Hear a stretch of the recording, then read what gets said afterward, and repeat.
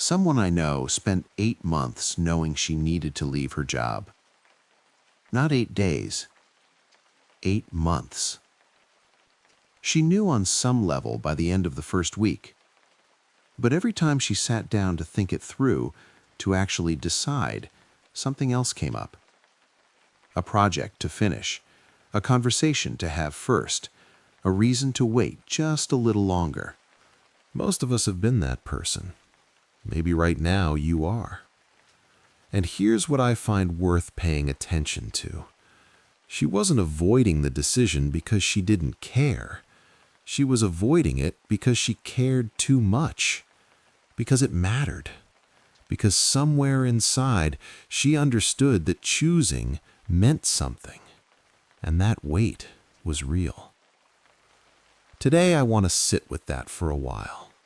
To look at what's actually happening when we can't bring ourselves to decide. Not to fix it, just to understand it a little better. When a decision is truly important, it comes with a kind of gravity. A new job, a move to another city, ending something that used to mean a great deal. These aren't small moments.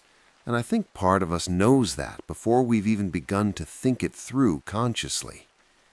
What makes it feel so heavy isn't just the choice itself, it's the ownership that comes with it.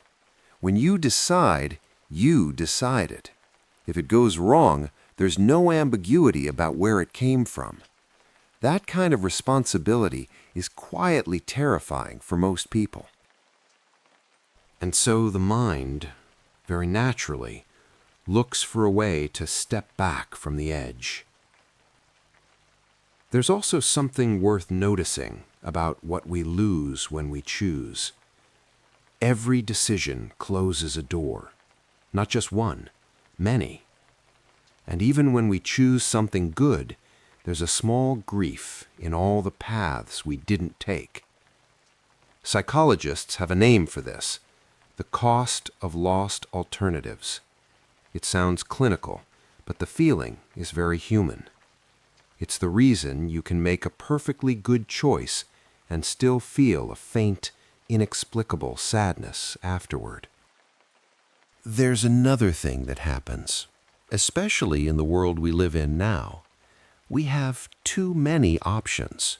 And too many options, strangely, don't make choosing easier. They make it harder. Picture someone trying to decide where to move after a breakup, a new neighborhood, a new city maybe. They start researching.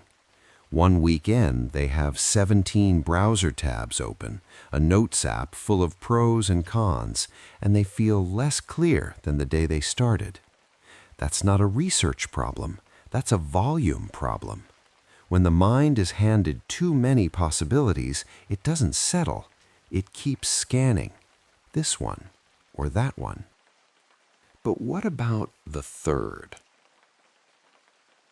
It runs comparisons until it simply runs out of energy, not because it found the answer, because it's exhausted.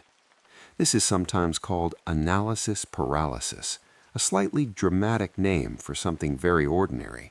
It's just the mind hitting a wall, and when it does, the easiest thing is to quietly set the whole question aside and do something that requires less of us. There's nothing wrong with us when this happens. It's just the mind asking for a rest. I want to describe something that I think a lot of people recognize, even if they've never quite had words for it. When we're facing a difficult decision, there tend to be two voices inside us. They want very different things. The first voice is old. It's the part of us that's been around, in one form or another, for a very long time. The part that monitors for danger, that notices discomfort, that pulls us towards safety and away from uncertainty. When a decision feels risky or unclear, this voice gets louder.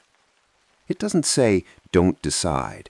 It just quietly suggests that maybe now isn't the right moment, that you should rest first, that there's something else that needs your attention. The second voice is quieter. It's the part of us that can see further, that understands consequences, that thinks about who we want to become, that holds our longer vision of our own life. This voice knows what needs to be done, but it speaks slowly, and it requires a certain stillness to hear. Most of the time, when we're stressed or tired, the first voice wins, not because it's right, but because it's louder, and because it's been doing its job for much longer. Understanding this doesn't make the tension disappear, but it does change how we feel about ourselves when we notice it. We're not failing, we're just caught between two very different kinds of knowing.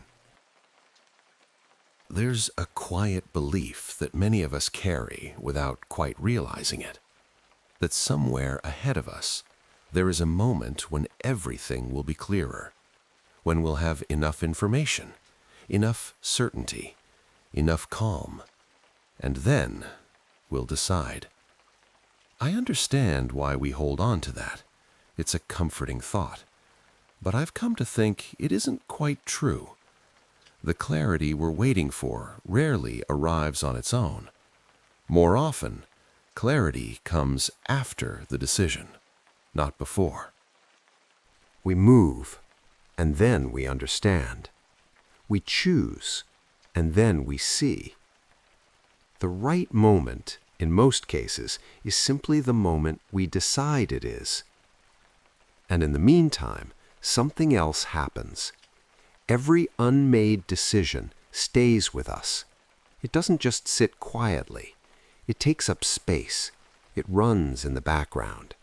It's part of why we sometimes feel tired without knowing why, or restless without a clear cause.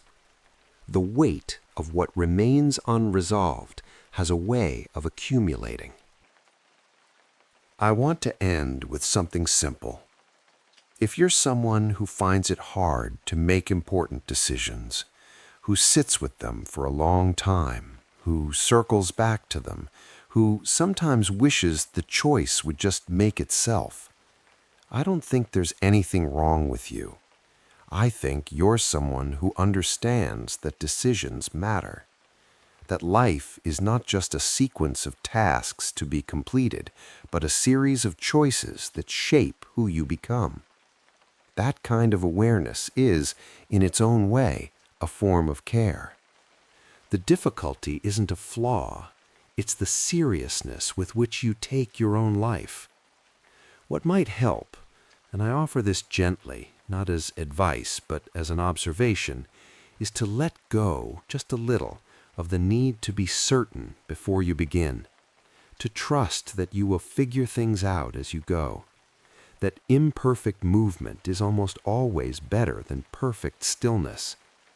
We are not meant to have all the answers before we start. We are meant to walk and find them along the way. And perhaps this is worth holding on to. A life shaped by imperfect decisions is almost always richer than a life spent waiting for certainty.